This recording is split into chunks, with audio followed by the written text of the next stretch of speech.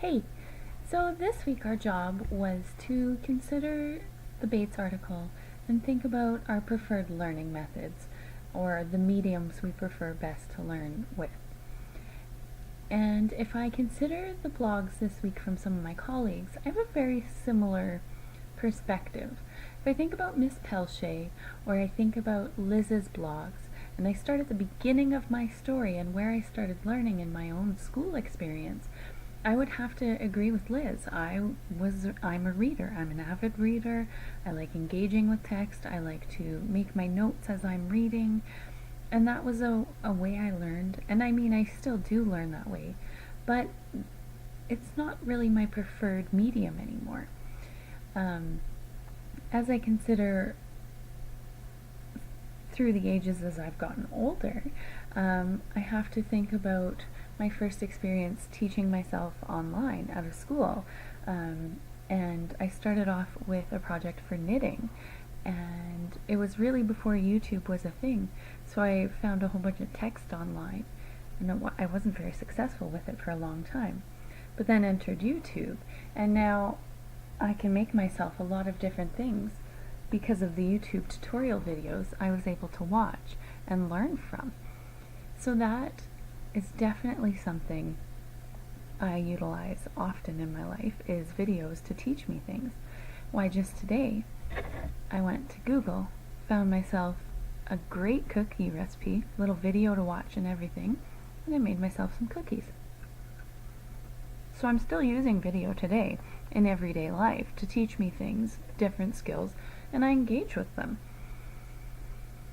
But if I think about Sarah's blog post this week, when she talks about the Nerdist and she talks about Miss Social Butterfly, I have to say, those are two very preferred methods for me right now, very preferred mediums.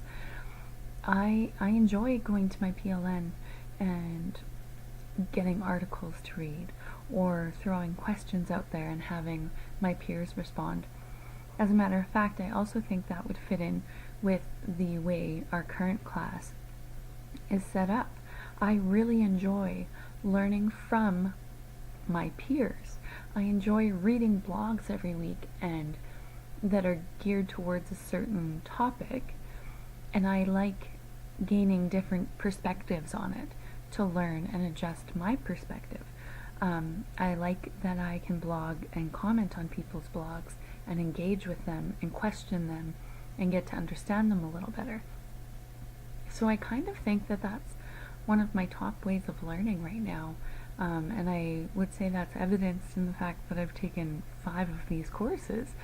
It's something that really sits well with me and I learn a lot from. I also have to say the Social Butterfly piece, going to Twitter, going online, asking my friends for help. A few weeks ago I wanted to try a new recipe, and when I googled it I didn't find what I was looking for, and I threw it up on Facebook and I had 7 friends give me a recipe for what I was looking for. I think the medium is really important, but I also think, now that I understand where my preference is for learning, and that's a combination of video, interacting with peers, and using a social network, and being in an online space.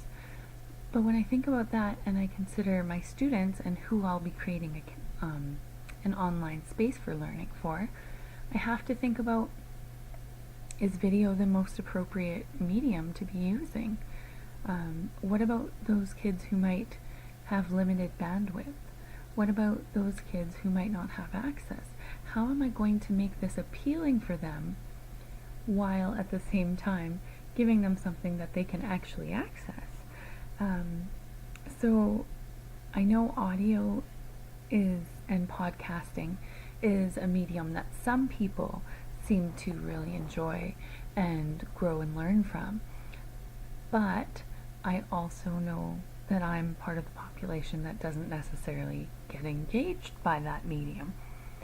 So if I'm thinking of those who have access issues and bandwidth issues, audio seems like a good alternative, but how do I make that engaging without limiting anybody?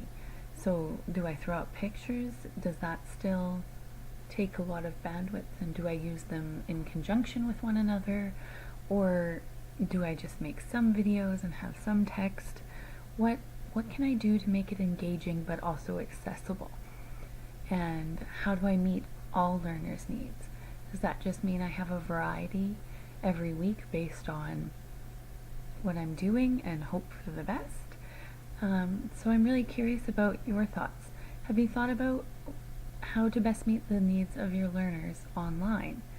How does engagement meet accessibility? And how do we do that effectively as teachers? Thanks for having a listen. I'd love to hear your comments.